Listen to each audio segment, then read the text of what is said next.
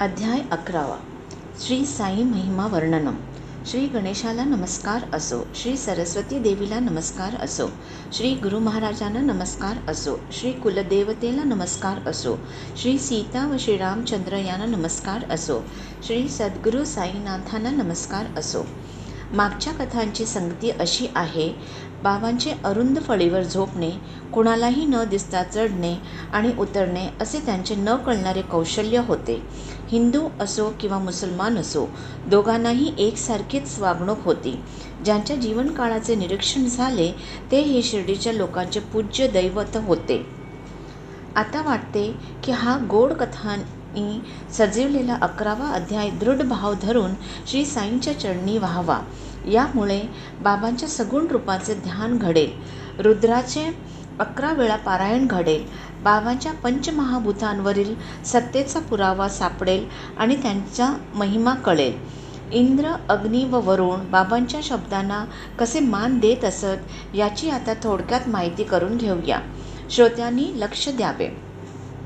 साईबाबांचे सगुण रूप म्हणजे मूर्तिमंत पूर्ण वैराग्य व अनन्यपणे भक्ती करण्याचे विश्रांतीचे स्थान होय. ते आपण मनात प्रेमपूर्वक आठवूया. गुरुचे वाक्य हेच फक्त खरे मानणे यांचे त्यांना बसायला आसन देऊया आणि सर्व कामनांचा त्याग करणे या संकल्पाने त्यांचे पूजन करूया. प्रतिमा, स्थंडिल, अग्नी, तेज, सूर्यमंडल, उदक व द्विज या 7ही पूजास्थानापेक्षा गुरुराज हे श्रेष्ठ आहेत. त्यांचे अनन्यपणे पूजन करूया.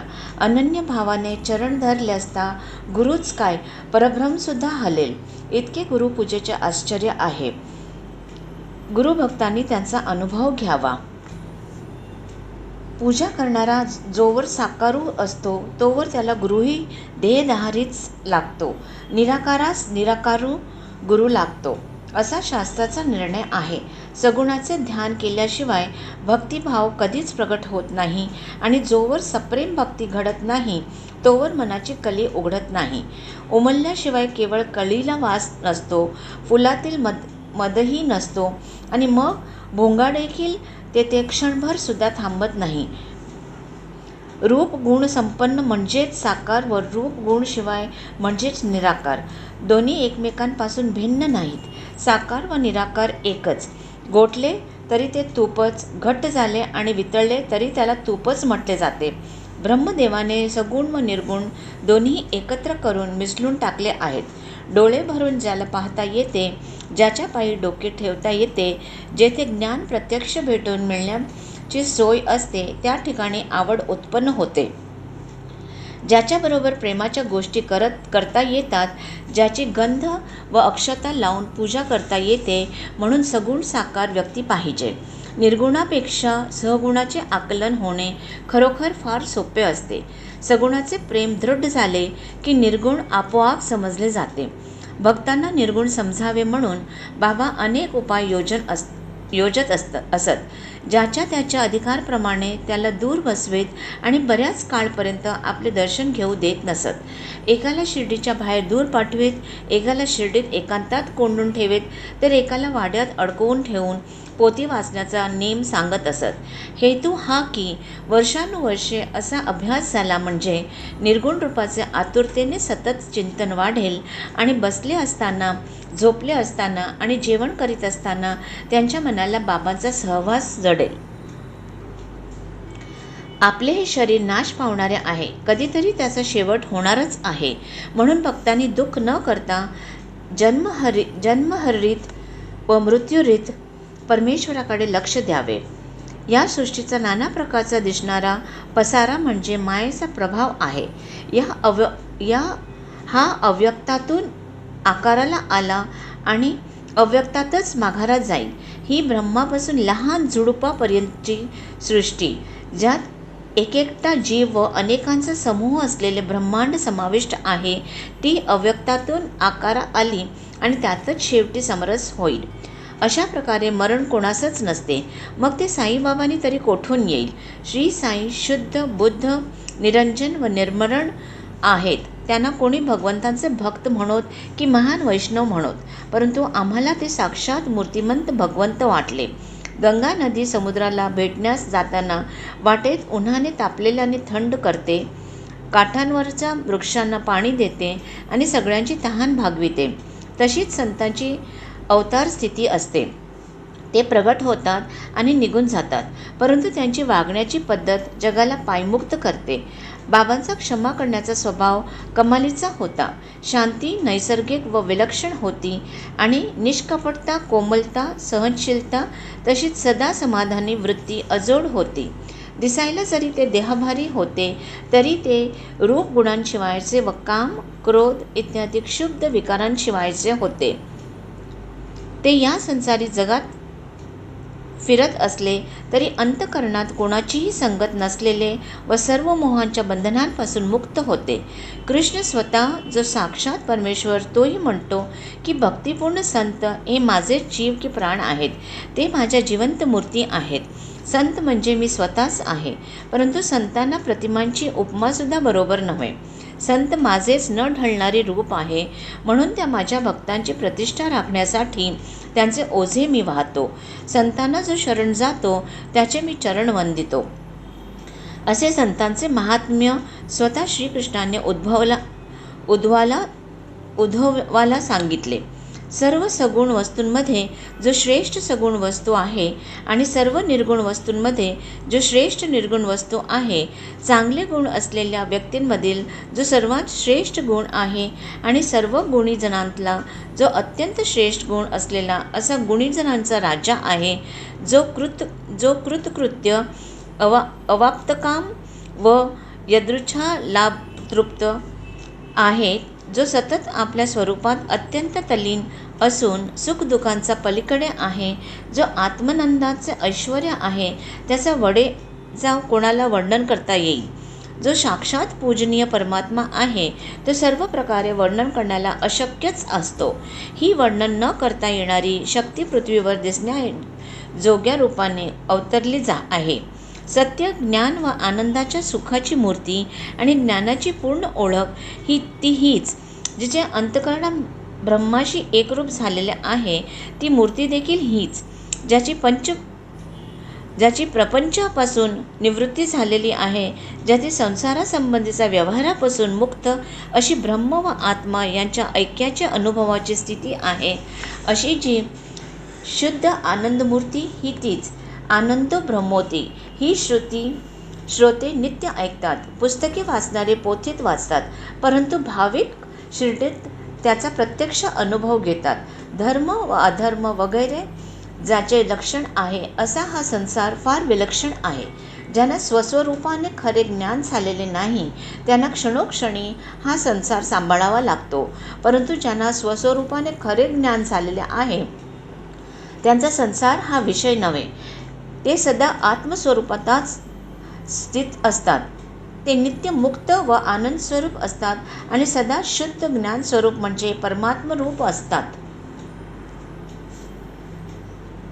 बाबाच सर्वांचे आधारस्थान होते. मग त्यांना बसण्याला आधार कशाला, आणि तोही चांदीच्या सिंहासनाचा. परंतु बाबा भक्तांचे लाड पुरविणारे होते. खूप दिवसांचे गोंट्याच्या तुकड्याचे त्यांचे एक जुने बसण्याचे आसन होते. त्यावर बसण्यासाठी भाविक भक्त सुरेख गादी घालीत असत आणि मागे टेकण्याची भिंत होती, तेथे तक्क्या ठेवीत असत. जसे भक्तांच्या मनात असेल तसे बाबा देखील वागत असत. साईबाबांचे राहणे जरी शिर्डीत दिसत होते तरी ते सर्व ठिकाणी जाणारे होते. याचा अनुभव आपल्या भक्तांना ते नेहमी दाखवित असत. त्यांना स्वतःला जरी काही मनोभावना नव्हत्या तरी ते भक्तांच्या श्रद्धेप्रमाणे सर्व प्रकारचे पूजेचे उपचार स्वीकारीत असत. कोणी चवऱ्या ढालीत असत, तर कोणी पंख्याने वारा घालीत असत, तर कोणी सनया, चौघडे वगैरे मंगलाकारक वाद्य वाजविण्याची पूजा अर्पित असत. कोणी हातपाय धुत असत, कोणी अत्तर, गंध वगैरे लावित असत, तर कोणी महानैवेद्य दाखवून त्रयोदश गुणी पानाचा विडा अर्पण करीत असत. कोणी शिवलिंगाला लावतात तसे 2 बोटांनी एकसारखे आडवे गंध लावित असत, तर कोणी कस्तुरी मिसळलेले गंध किंवा चंदन चर्चित असत. एकदा तात्यासाहेब नुलकरांचे डॉक्टर पंडित नावाचे स्नेही साईबाबांचे दर्शन घेण्यासाठी शिर्डीत एकदाच आले होते. शिर्डीत पाऊल ठेवताच प्रथम ते मशिदीत गेले आणि बाबांना साष्टांग नमस्कार करून क्षणभर शांत बसले. मग बाबांनी त्यांना जा दादांभटांकडे जा असे म्हणून बोटाने व हाताने मार्ग दाखविला. पंडित दादांकडे गेले. दादांनी योग्य स्वागत केले. मग दादा बाबांच्या पूजेस निघाले आणि पंडितांना येता का म्हणून विचारले. पंडित दादांबरोबर गेले. दादांनी बाबांचे पूजन केले. तोपर्यंत बाबांचा कपाळाला गंधाचा टिळा लावण्याचे कोणाला धैर्य झाले नव्हते. कोणी कसाही भक्त येवो, बाबा कपाळाला गंध लावू देत नसत. माळसापती मात्र गळ्यास फासत असत आणि इतर भक्त पायाला लावित असत. परंतु या भोळ्या भाविक पंडितांनी दादांची तबकडी हातात ओढून घेतली आणि श्री साईंचे डोके धरून सुरेख त्रिपुंड काढला. त्यांचे हे धाडस पाहून दादांच्या मनात धासधूस वाटली की काय हे धाडस, बाबा खूप रागावतील ना. परंतु जरी असे कधीही न घडणारे घडले तरी बाबा एकही शब्द बोलले नाहीत. उलट वृत्तीने प्रसन्न दिसले आणि पंडितांवर मुळीच रागावले नाहीत. असो, ती वेळ जाऊ लागली, पण दादांच्या मनात रुखरुख राहिली. त्यांनी ती गोष्ट संध्याकाळी बाबांना विचारली. आम्ही तुमच्या कपाळाला इवलासा गंधाचा टिळा लावू जाता आम्हाला कपाळाला स्पर्श करू देत नाहीत आणि आज सकाळी हे का घडले. आमच्या टिळ्याच्या कंठाळा आणि पंडितांच्या त्रिपुंडाचा जिव्हाळा हा काय विलक्षण प्रसंग, यांचा व्यवस्थित मेळ बसत नाही. त्यावर साईबाबा प्रेमाने हसत दादांना काय म्हणाले ते गोड शब्द सगळ्यांनी स्वस्थ चित्ताने ऐकावेत. दादा, त्याचा गुरु ब्राह्मण तर मी जातीचा मुसलमान, परंतु मी तोच आहे असे मानून त्याने माझे गुरुपूजन केले. आपण मोठे पवित्र ब्राह्मण, हा जातीचा अपवित्र यवन, त्याचे पूजन मी कसे करू अशी त्याच्या मनात शंकासुद्धा आली नाही असे त्याने मला फसविले. तेथे माझे उपाय हरले आणि नको म्हणणे जागीच राहिले. मला त्याने अधीन केले. असे जरी बाबांचे उत्तर ऐकले तरी दादाने ते थट्टेचेच वाटले. परंतु दादा जेव्हा घरी परत आले तेव्हा त्याचा खरा अर्थ कळला. बाबांची ही विसंगती दादांच्या मनाला फार टोचली होती. परंतु पंडितांची गप्पा गोष्टी करताना बाबांची सुसंगती त्यांना लगेच कळली. धोपेश्वरीचे सिद्ध पुरुष रघुनाथ, जे काका पुराणिक या नावाने प्रसिद्ध होते, त्यांच्या चरणी डॉक्टर पंडित आसक्त होते आणि त्यांच्याशी शिष्यवताचा ऋणानुबंधही होता. पंडितांनी काकांना पुकारले आणि त्यांना तसाच अनुभव आला. ज्याच्या मनात जसा भाव असतो तसा त्याच्या भक्तीचा प्रभाव असतो. असो, ही सर्व प्रकारची सेवा केवळ त्यांच्या मनात आली तरच करवून घेत असत, नाहीतर पूजेची ताटेच उडवून देत असत आणि नरसिंहाचे रूप दाखवित असत. हे रूप प्रकट झाल्यावर धीराचा कोण असेल की जो जवळ उभा राहील. अशी मनाची वृत्ती खवळली तर जो तो जीवाचा भीतीने पळतच सुटेल. कधी अचानक क्रोधावर होत असत आणि भक्तांवर आग पाखडत असत, तर कधी लोण्याहून नरम स्वभावाचे भासत असत, जणू काय शांती व क्षमा यांच्या मूर्तिमंत पुतळाच. कधी प्रलय काळाचा अग्नीसारखे वागत आणि भक्तांना तलवारीच्या धारेवर धरीत असत, तर कधी लोण्याहून मऊ दिसत असत आणि आनंद वृत्तीने वागत असत. क्रोधाने जरी थरथर कापले, डोळे जरी गरगर फिरविले, तरी आईला जसा लेकराकरिता असतो तसा त्यांच्या पोटी कारुण्याचा झरा होता. क्षणात मूळ स्वभावावर आल्यावर भक्तांना हाक मारून बोलावीत असत आणि म्हणत, माझ्या मनाला कोणावर रागावणे ठाऊक नसते. आई जर लेकराला लाथा मारील, समुद्र जर नदीला परतून लावेल, तरच मी तुमच्या अवहेर करीन आणि तुमचे नुकसान करीन. मी माझ्या भक्तांच्या आज्ञाधारक आहे आणि त्यांच्याजवळच उभा राहिलेला आहे. मी सदा प्रेमाचा भुकेला आहे आणि भक्तांच्या हाकेला हाक देत असतो. हा कथाभाग लिहिता ओघाने जुळण्यासारखी संपर्क कथा आठवली. ती उदाहरण म्हणून सांगतो. श्रोत्यांनी ती काळजीपूर्वक ऐकावी. एकदा एक कल्याणचा सिद्दीक फाळके नाव असलेला मुसलमान मक्का मदिना यात्रा करून शिर्डीला येऊन पोहोचला. तो म्हातारा हाजी उत्तरेकडे तोंड असलेल्या चावडीत उतरला. आधी 9 महिने बाबांच्या त्यांच्यावर गैरमर्जी होती. बाबा त्यांच्यावर प्रसन्न नव्हते. त्याची योग्य वेळ आली नव्हती म्हणून त्याच्या खेपा फुकट गेल्या. त्याने नाना तऱ्हा केल्या, परंतु बाबांची नजरानजर होत नव्हती. मशीद तशी सर्वांना येण्या जाण्याला मोकळी होती. कोणालाही आडवळणाचे किंवा गुप्त स्थान ते नव्हते, परंतु या फाळक्याला मशिदीत वर चढण्याची बाबांची आज्ञा नव्हती. फाळके मनात फार खिन्न झाले. काहीतरी हे नशीब विचित्र. मशिदीला पायच लागत नाहीत. काय मी पाप केले होते? आता बाबा माझ्यावर कशाने प्रसन्न होतील? हाच विचार रात्रंदिवस हृदयरोगाप्रमाणे फाळक्यांच्या मनाला लागला. तितक्यात कोणी त्यांना सांगितले की असे उदास होऊ नको, माधवराव देशपांड्याची मदत घ्या, म्हणजे मनाची इच्छा पुरी होईल. आधी नदीचे दर्शन घेतल्याशिवाय शंकर प्रसन्न होईल का? फाळक्यांना हा मार्ग स्वीकारणे बरे वाटले. प्रथम दर्शनी श्रोत्याच्या मनाला ही अतिशयोक्ती वाटेल, परंतु शिर्डीत बाबांच्या दर्शनाला जाताना भक्तांना हाच अनुभव येत असे. ज्यांच्या मनात बाबांबरोबर शांतपणे संभाषण व्हावे असे वाटत असेल त्यांच्याबरोबर सुरुवातीला माधवरावांनी जावे. त्यांनी मग हे कोण, कोठून, कशाला आले हे गोड शब्दांनी बाबांना कळवावे. त्यांच्या कामबद्दलचा असा प्रारंभ झाला की साई समर्थ बोलण्यास तयार होत असत. हे सगळे ऐकून हाजींनी माधवरावांना अति आग्रह केला आणि म्हणाले, एकदा माझी ही तळमळ घालवा आणि मिळण्यास कठीण अशी बाबांची भेट करून द्या. अशा प्रकारे माधवरावांना आग्रह पडल्यावर त्यांनी काम अवघड असो की नसो प्रयत्न करून पाहण्याचा मनात पक्का बेत केला. मग ते मशिदीत गेले आणि धीर करून अगदी हळुवारपणे बाबांजवळ गोष्ट काढली. बाबा, तो म्हातारा फार कष्टी आहे, त्यावर मेहरबानी करा की तो हाजी मक्का मदिनाची यात्रा करून शिर्डीत तुमच्या दर्शनाला आला आहे. त्याची तुम्हाला दया का येत नाही? त्याला मशिदीत येऊ द्या न. अगणित लोक मशिदीत येऊन दर्शन घेतात आणि चटकन परत जातात, आणि हाच का ताटकळत पडला आहे बरे. याच्यावर एकदा कृपादृष्टी करा, म्हणजे त्याला मशिदीत तुमची भेट होईल आणि तो मनातील गोष्ट विचारून ताबडतोब निघून जाईल. शाम्या, तुझ्या ओठाचा झार अजून तिळभरही बाळला नाही. अल्लाची शक्ती त्याच्या पाठीशी नसल्यावर मी तरी त्याच्यासाठी काय करणार? अल्ला मियाचा देणेकरी असल्याशिवाय या मशिदीत वर कोणी चढेल काय? येथील फकीराची करणी अभूतपूर्व आहे.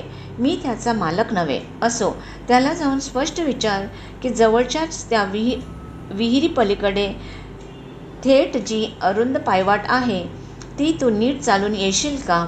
हाजीने उत्तर दिले, ती कितीही अवघड असली तरी ती मी नीट चालून येईन, परंतु मला आपण प्रत्यक्ष भेट द्यावी आणि चढणांपाशी बसू द्यावे.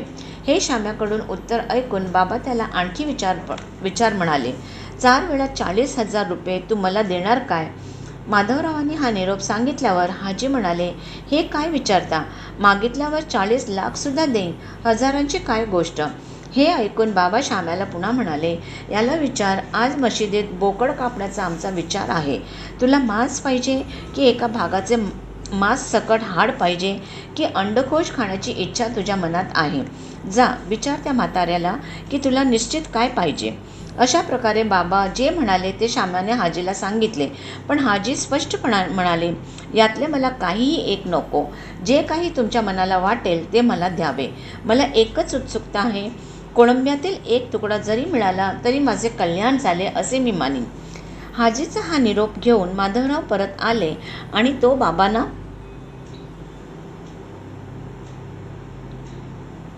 सांगताच बाबा खवळले आणि पाण्याच्या घागरी स्वतः उचलून दारातून फेकून दिल्या. हात करकर चावून हाजीच्या शेजारी आले आणि दोन्ही हातांनी आपली कफनी हाजीसमोर वर उचलून म्हणाले, तू तुझ्या मनात काय समजलास? माझ्यासमोर हुशारकी मारतोस, म्हातारपणाचा दिमाग दाखवितोस, असा काय तू कुराण पडतोस? मक्केच्या यात्रा केल्याचा अभिमान वाहतोस, पण तू मला ओळखत नाहीस. अशा प्रकारे बाबांनी हाजीचा अपमान केला. न बोलण्यासारखे आणि मनाला लागतील असे शब्द बोलले. हाजी भीतीने फार गोंधळून गेले. मग बाबा मशिदीत माघारी परत आले. मशिदीच्या अंगणात शिरताना माळीनी आंबे विकताना पाहिल्या. त्यांच्या सर्व पाठ्या विकत घेतल्या आणि सर्वच्या सर्व हाजीला पाठवून दिल्या. मग लगेच बाबा परतले आणि त्या हाजीपाशी पुन्हा गेले. खिशातून 55 रुपये काढले आणि त्यांच्या हातावर मोजले. तेथून मग पुढे हाजीवर प्रेम जडले आणि त्याला जेवायला आमंत्रण दिले. दोघंही जणू काय सर्व विसरले आणि हाजी अत्यानंदात तल्लीन झाले. पुढे मग ते बाहेर गेले व पुन्हा आले आणि बाबांच्या प्रेमात मनसोक्त रंगले. बाबांनी नंतर देखील त्यांना वेळोवेळी रुपये दिले. असो, एकदा साई समर्थांना ज्याची आकाशातील ढगांवरही सत्ता आहे अशा इंद्राची प्रार्थना करताना पाहिले आणि मनाला फार आश्चर्य वाटले. तो प्रसंग अतिभयंकर होता. समग्र आकाश अंधाराने भरून गेले होते.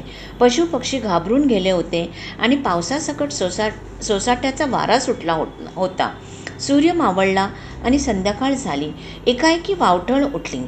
वाऱ्याचा जोराचा सोसाटा सुटला आणि भयंकर खळबळ उडाली.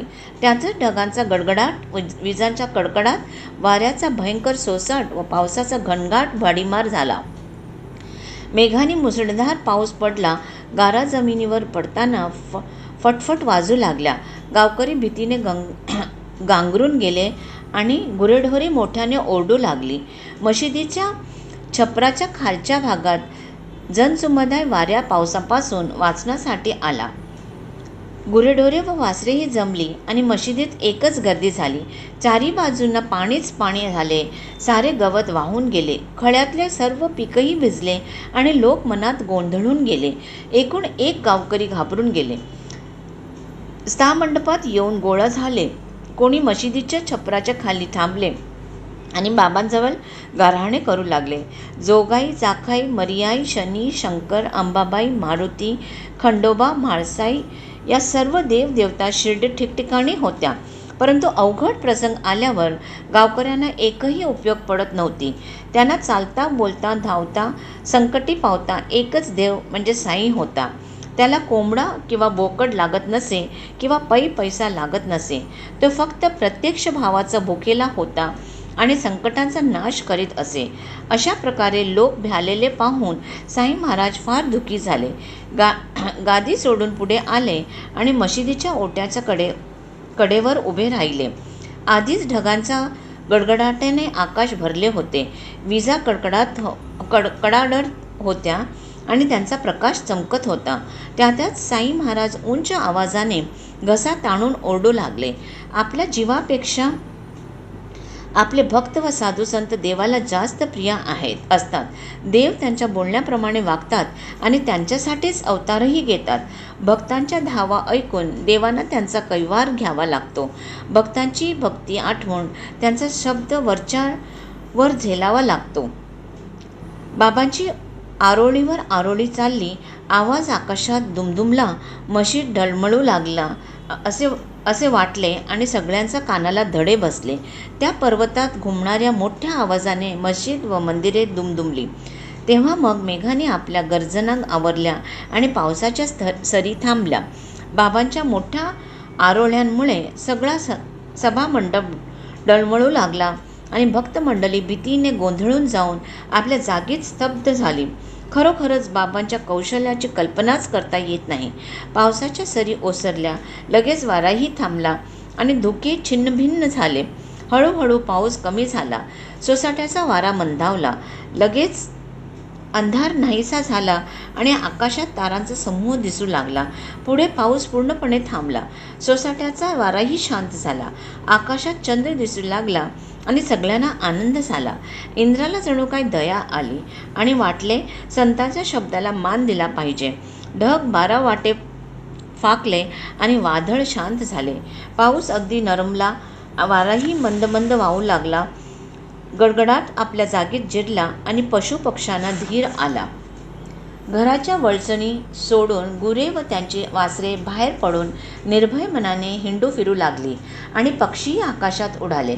पूर्वीच्या भयंकर प्रकार पाहून बाबांचे उपकार मानून सर्व लोक घरोघर गेले आणि गुरे देखील शांतपणे इकडे तिकडे निघून गेली. असा हा साई दयेचा पुतळा होता. त्याला भक्तांचा फार जिव्हाळा होता. जणू काय आईचा आपल्या लेकरांसाठी मायेचा उमाळाच. त्या प्रेमाचे मी किती वर्णन करू. बाबांची अग्नीवरही अशी सत्ता होती. त्याविषयीची लहानशी कथा श्रोत्यांनी काळजीपूर्वक ऐकावी, म्हणजे बाबांच्या शक्तीचे असाधारणत्व व श्रेष्ठत्व कळेल. एकदा दुपारची वेळ होती. धुनीने मोठा पेट घेतला. मग तेथे जवळ कोण उभा राहील. ज्वाळांचा कल्लोळ उठला. अग्नी प्रचंड वाढला आणि जाळ लाकडाच्या पळ्यांच्या तख्त पोशीला जाऊन भिडला. म्हशीत जळून पोळून तिचा सत्यानाश होतो की काय असे वाटू लागले. तरी पण बाबा मनाने स्वस्थ होते. सर्व लोक चिंताग्रस्त होऊन तोंडात बोटे घालू लागले. काय ही बाबांची कमाल. एक म्हणे आणा पाणी, दुसरे म्हणे पण ते घालावे कोणी, घालायला गेले तर सटका मारतील ना, कोणत्या ठिकाणी जाईल. सर्वजण मनात उतावीळ होते, परंतु बाबांना विचारायचा धीर कोणालाच झाला नाही. पुढे मग बाबांच अस्वस्थ होऊन त्यांनी सटक्यावर हात टाकला.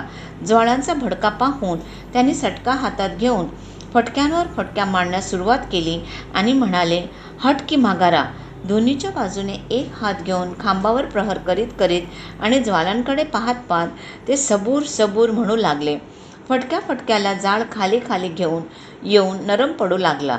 दोन्ही शांत झाली आणि सर्वांची भीती पार नाहीशी झाली.